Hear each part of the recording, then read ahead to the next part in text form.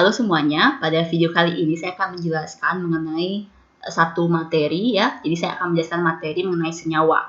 Jadi di video saya sebelumnya saya sudah menjelaskan mengenai senyawa ion. Nah, sekarang saya akan menjelaskan mengenai senyawa kovalen ya. Nah, tapi sebelum kita lanjut ke pembahasan saya kali ini, saya harapkan kalian belum subscribe untuk subscribe channel ini ya, karena setiap hari kami upload video. Ya, ada video matematika, fisika, kimia, dan biologi ya. Jangan lupa juga kalian nyalakan notification-nya biar kalian tidak ketinggalan dengan video terbaru kami. Ya, nah sekarang saya akan menjelaskan mengenai senyawa kovalen ya. Bagi beberapa dari kalian yang sudah pernah mendengar senyawa kovalen, pasti kalian tidak asing lagi ya dengan apa sebenarnya senyawa kovalen. Tetapi bagi kalian belum belajar tidak masalah, karena di sini saya akan menjelaskan dengan detail dan juga dengan bahasa yang mudah kalian pahami ya.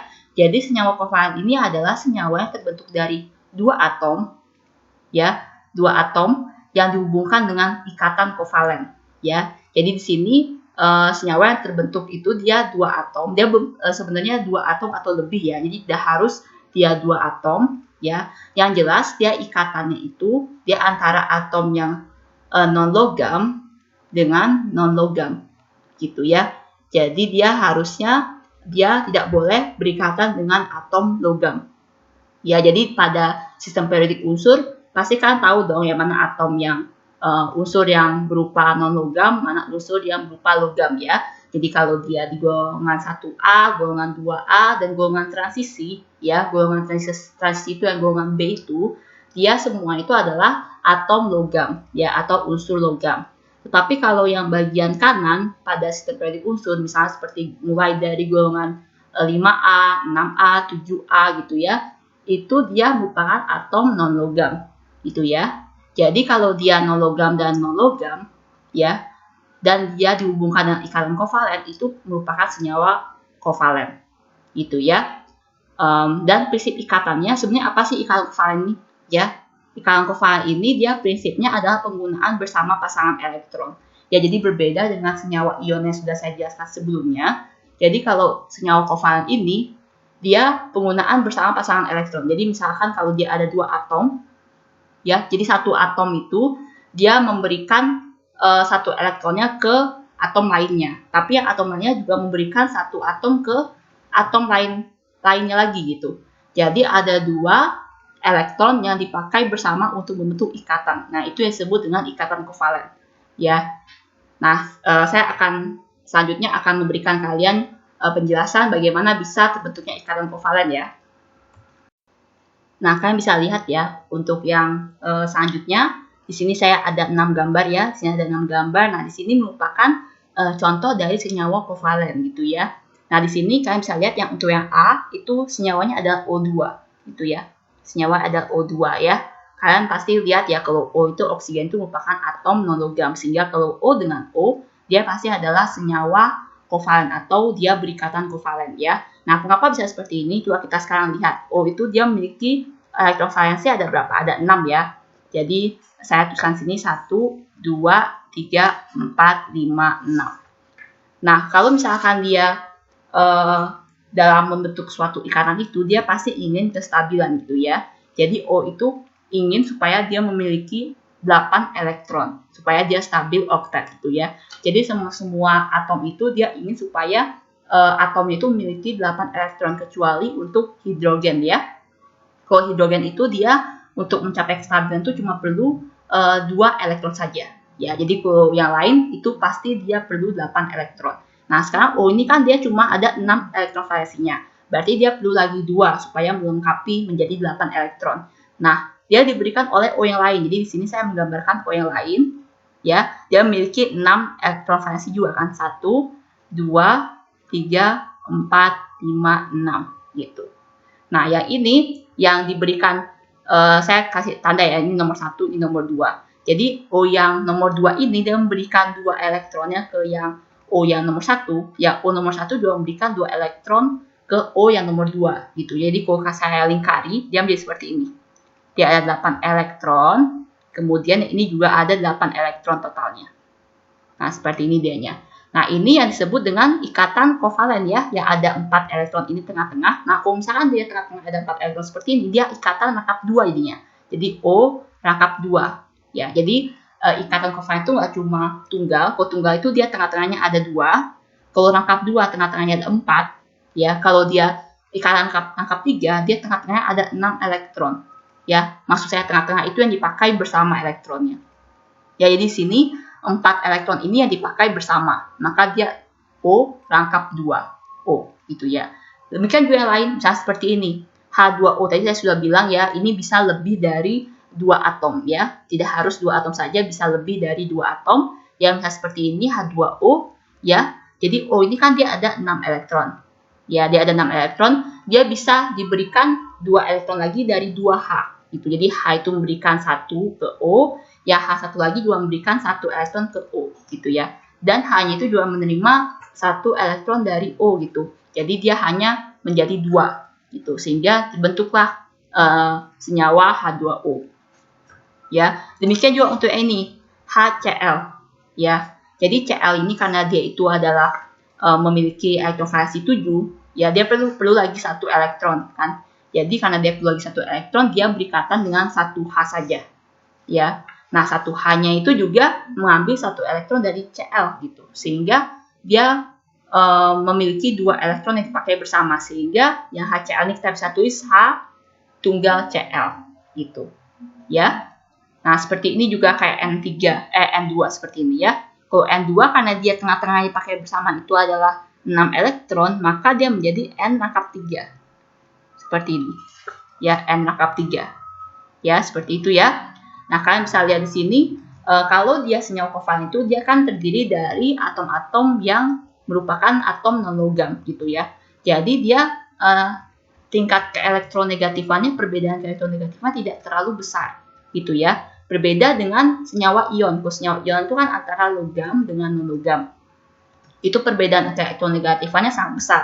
Tapi kalau yang senyawa kovalen ini, dia perbedaan keelektronegatifannya tidak terlalu besar. Jadi tergantung di senyawa kovalen ini, dia dibagi 2. Ya, ada senyawa kovalen polar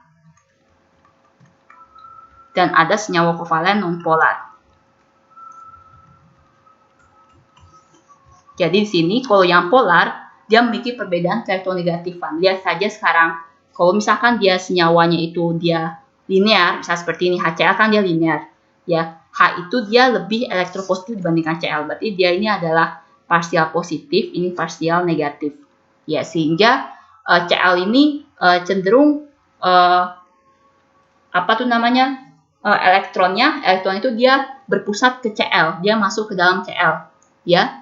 Karena Cl itu lebih elektronegatif dibandingkan H, tapi dia tidak terlepas ya, tidak terlepas seperti ion. Jadi H plus sama Cl min tidak seperti itu, ya tapi dia parsial, di parsial positif dan parsial negatif. Tapi kalau senyawa kovalen nonpolar dia tidak ada perbedaan. Ya, kalau misalkan dia senyawanya nonpolar itu dia misal seperti O2 atau N2 seperti ini, dia kan sama nih elektronnya, sama atomnya maksud saya. Kalau sama atomnya kita nggak bisa menjelaskan misalkan yang O yang pertama ini parsial positif, yang O yang kedua ini parsial negatif, tidak bisa seperti itu karena dia jenis atomnya sama. Demikian juga untuk yang N2 ya. N2 karena dia jenis atomnya sama, pasti dia tidak ada perbedaan keelektronegatifan gitu ya. Nah, ini yang saya bilang tadi itu khusus untuk yang senyawa linear saja. Ya, jadi untuk yang lain kali saya akan menjelaskan bagaimana cara kita menentukan apakah senyawa kovalen itu bisa polar atau non polar jika dia bentuknya tidak linear. Nah, untuk yang selanjutnya saya akan menjelaskan mengenai bagaimana cara kita menamai senyawa kovalen ya. Jadi di sini saya sudah memberikan kepada kalian nama-nama senyawanya ya. Jadi rumus molekulnya atau rumus kimianya dan nama senyawanya masing-masing. Jadi di sini kalau misalkan kita melihat misalnya NO gitu ya, dia kan terdiri dari nitrogen sama oksigen gitu ya. Jadi nitrogennya kita buat namanya biasa saja, ini nitrogen. Kemudian O-nya, karena O-nya punya ada 1, jadi monoksida gitu ya. Jadi karena dia ada 1, berarti depannya kalian kasih mono gitu depannya ya. Kemudian karena dia O belakangnya, jadi ubah jadi bukan oksigen lagi tapi namanya oksida gitu ya. Jadi nitrogen monoksida ya. Jadi ini berbeda dengan yang senyawa ion yang sudah saya jelaskan. Jadi kalau dia ada banyaknya atom itu diperhatikan gitu ya. Jadi kalau dia O-nya cuma satu berarti monoksida gitu ya. Kalau O-nya 2 dioksida dan seterusnya gitu ya. Jadi tergantung sama jumlah atomnya. Untuk yang kedua saya kasih contoh N2O ya, kan N ada 2 berarti di nitrogen jadinya karena nitrogen harus sebanyak 2. Di nitrogen monoksida gitu ya. Karena ada 2 N-nya, kemudian untuk yang oksigennya cuma ada 1 sehingga di nitrogen monoksida. Ya. Kemudian yang selanjutnya S2Cl2 ya, S2Cl2 itu kan S itu sulfur ya. Kemudian Cl karena dia klor, tapi karena dia di belakang berarti kalian kasih belakangnya klorida gitu. Jadi karena dia ada 2 di sulfur jadinya, kemudian karena Cl2 dia kan ada 2 berarti di klorida gitu. Ya. Kemudian selanjutnya sama juga misalnya Cl2O7 berarti kan Cl itu klorin ya. O karena dia oksigen tapi karena dia di belakang jadi oksida gitu. Nah, Cl ada 2 sehingga A depannya di, dan yang O itu sebanyak 7 sehingga hepta gitu. Jadi kalian perhatikan kalian juga harus ingat nama-nama depannya apa, misalnya mono, ditri, kemudian tetra, ya, penta dan seterusnya. Ya, jadi diklorin, hepta, oksida. Ya. Kemudian CCl4, ya CCl4 itu karena C itu karbon, Cl itu klor. Ya, tapi karena dia di belakang jadi klorida gitu. Jadi karbon, tetra, klorida. Ya. Jadi tetra ini menunjukkan kalau klornya ada sebanyak 4 gitu ya. Nah, selanjutnya saya akan menjelaskan mengenai sifat dari senyawa kovalen. Ya, jadi senyawa kovalen ini juga memiliki sifat-sifat yang khas yang membedakan dengan senyawa lain seperti senyawa ion ataupun logam gitu ya. Jadi yang pertama, titik leleh dan titik didihnya rendah ya. Jadi senyawa kovalen itu karena dia biasanya bentuk dari senyawa kovalen itu kecil gitu ya. Bentuk dari senyawa kovalen misalnya seperti saya jelaskan tadi misalkan HCl. HCl dia cuma seperti itu saja HCl. Dia tidak membentuk suatu rangkaian yang besar sekali ya, atau misalkan O2. Ya, O2 kita bisa lihat dalam kehidupan kita sehari-hari kalau O2 itu dia dalam keadaan gas gitu. Kita jarang sekali melihat O2 dalam keadaan suhu kamar, dia malah dalam bentuk padatan atau dalam bentuk cairan gitu ya, kecuali dia diberikan tekanan misalkan gitu ya, atau dalam keadaan tertentu gitu. Nah, kalau misalnya seperti itu, kita tahu kalau senyawa kovalen itu dia titik didih dan titik lelehnya rendah gitu. Karena dia kebanyakan dia adalah senyawa yang kecil gitu, sehingga dia titik leleh dan titik didihnya rendah, kecuali kalau dia itu senyawanya besar baru titik leleh dan titik didihnya itu lebih tinggi gitu. Ya, sehingga karena titik leleh dan titik didihnya rendah, dia ada dalam bentuk cairan atau gas gitu ya. Ada juga senyawa kovalen yang bentuknya padat, tetapi kita juga bisa melihat senyawa kovalen itu dalam keadaan suhu kamar ya, atau dalam keadaan misalnya seperti 25 derajat Celcius ya, seperti suhu biasa gitu ya. Banyak dalam bentuk cairan dan gas. Dan ini jarang sekali kita temui untuk senyawa ion ya. Kalau kita lihat senyawa ion kebanyakan itu dalam bentuk padatan gitu ya. Jarang kita melihat senyawa ion itu justru dalam bentuk cairan dan gas. Jadi berbeda dengan senyawa kovalen. Kalau senyawa kovalen itu dalam bentuk 3, padat, cair dan gas itu kita bisa melihatnya dalam suhu kamar gitu ya. Nah, yang nomor 2 tidak dapat mengantarkan arus listrik dalam bentuk apapun ya. Nah, kalian tahu kenapa bisa dia tidak dapat mengantarkan arus listrik ya. Jadi di sini saya akan menjelaskan, jadi senyawa kovalen itu kan dia tidak terbentuk atas ion positif dan ion negatif gitu ya. Jadi misalnya kalau misalnya saya menjelaskan salah satu misalkan NO ya, NO ya, kita tidak bisa memecah NO itu dia menjadi N positif atau O negatif gitu, atau N2 plus kemudian O2 min, itu tidak bisa seperti itu gitu ya. Karena senyawa kovalen itu dia bukan senyawa yang terbentuk dari ion positif dan ion negatif gitu. Nah, ketika NO ini, misalkan saya berikan contoh NO ini kita lelehkan gitu ya, atau kita larutkan dalam air gitu, dia tidak mungkin terpisah menjadi ion-ionnya. Padahal ion-ionnya ini yang membuat dia bisa mengantarkan arus listrik gitu. Nah, karena dia itu tidak dalam bentuk ionnya, ya ketika kita masukkan NO itu ke dalam air gitu ya, kita larutkan, dia tidak akan pecah, dia tetap menjadi NO gitu. Dia tetap dalam air itu dalam bentuk NO. Jadi kalau misalnya seperti itu, dia tidak bisa mengantarkan arus listrik. Ya demikian juga ketika dia dilelehkan gitu. Dia ketika dilelehkan, dia tidak mungkin NO itu dia terpisah N dengan O-nya, sehingga dia tidak dapat mengantarkan arus listrik. Ya apalagi dia masih dalam bentuk padatan ya. Kalau dalam bentuk padatan ya pasti dia tidak ada ionnya gitu ya. Jadi sehingga dalam bentuk apapun dia, baik dalam bentuk padat, cair, dan gas, dia tidak dapat mengantarkan arus listrik. Kemudian yang nomor 3, semakin besar ukuran molekul, semakin besar kemungkinan berbentuk padatan. Ya, tadi saya sudah menjelaskan ya. Jadi titik didih sama titik leleh itu bergantung pada ukurannya gitu ya.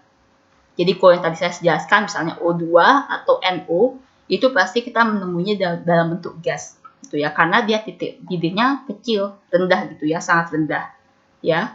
Nah, yang ini kalau misalkan dia besar ukuran molekulnya, dia bisa dalam suhu kamar, dia bisa dalam bentuk padatan gitu ya. Kemudian yang selanjutnya nomor 4, kebanyakan tidak larut dalam air gitu ya. Nah, sebenarnya tadi saya sudah menjelaskan kepada kalian, jadi senyawa kovalen itu dia ada yang senyawa yang bersifat polar dan ada yang bersifat non-polar gitu ya.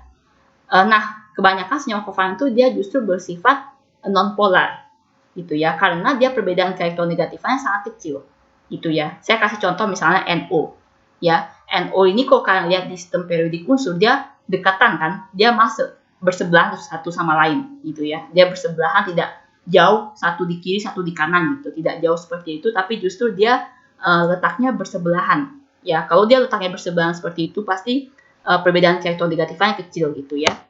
Jadi di sini saya tidak bisa memukul rata, tidak kebanyakan, saya bilang kebanyakan ya, kebanyakan tidak larut dalam air ya. Jadi misalnya seperti HCl gitu, HCl kan senyawa kovalen juga ya, tapi karena perbedaan elektronegatifan dia besar, jadi dia HCl ini bisa larut dalam air gitu, karena dia bersifat polar gitu ya. Jadi ada beberapa jenis memang yang bisa larut dalam air, tapi kebanyakan tidak bisa larut karena senyawa kovalen itu rata-rata bersifat non polar gitu ya. Karena ingat sekali lagi, kalau polar itu bisa larut dalam polar ya, non polar itu bisa larut dalam non polar ya, karena air itu kan polar ya. Kalian bisa lihat sendiri nanti penjelasannya kenapa bisa air itu bersifat polar gitu ya.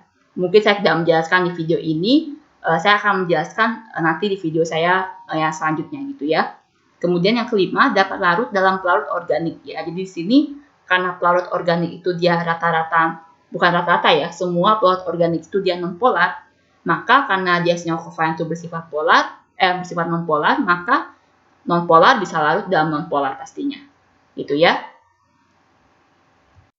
Nah, untuk tambahan pengetahuan untuk kalian ya, di sini senyawa kovalen itu dia bisa bentuknya itu sangat besar ya gitu ya. Jadi tidak semua senyawa kovalen itu bentuknya seperti yang saya sudah jelaskan tadi, misalnya seperti NO ataupun O2 yang kita lihat dalam bentuk gas ya pada suhu kamar gitu ya. Nah, seperti ini misalkan kalau dia karbon sendiri, ya karbon sendiri dia bisa berikatan dengan karbon lainnya gitu kan ya. Nah, dia membentuk suatu 3 struktur yang berbeda ya, tetapi dia sebenarnya sama-sama karbon gitu. Ya, ini disebut dengan alotrop gitu ya. Jadi karbon tuh punya banyak sekali alotrop gitu ya. Dan karena karbon ini juga sama sifatnya dengan seperti sulfur gitu ya, karena dia berada di golongan ya dia sama, dia sifatnya ya karena dia bisa membentuk suatu rantai gitu ya. Jadi kalian bisa lihat contoh-contohnya di atom lainnya gitu ya. Nah, karbon kalian bisa lihat sini kan ada dia bentuknya seperti ini ya, dia bentuknya teratur seperti ini, berlapis-lapis. Nah, ini disebut dengan grafit gitu. Kalau misalkan dia bentuknya tetrahedral seperti ini, dia bentuknya tetrahedral teratur, ini disebut dengan intan gitu. Nah, karena dia allotrop ya, tapi karena dia susunannya berbeda, dia sifatnya juga berbeda jadinya gitu. Dan misalnya seperti ini, kalau dia rantainya seperti ini dan dia bentuk suatu bola, ya itu namanya fullerena gitu. Jadi senyawa kovalen itu ada banyak sekali bentuknya ya, ada banyak sekali bentuknya. Jadi tidak hanya senyawa kovalen yang sederhana seperti yang saya jelaskan, juga ada senyawa kovalen yang bentuknya sangat besar gitu ya, membentuk suatu rantai gitu ya. Jadi sekian saja penjelasan saya mengenai senyawa kovalen. Mudah-mudahan kalian bisa mengerti ya. Kalau kalian ada yang kurang mengerti atau ada yang ingin kalian tanyakan, kalian bisa komen di kolom komentar ya. Kalau kalian punya pertanyaan atau ada tugas atau ada PR yang kalian tidak bisa mengerjakannya dan kalian ingin supaya kami buatkan videonya, kalian bisa kirim soalnya ke email yang tertera di description. Terima kasih.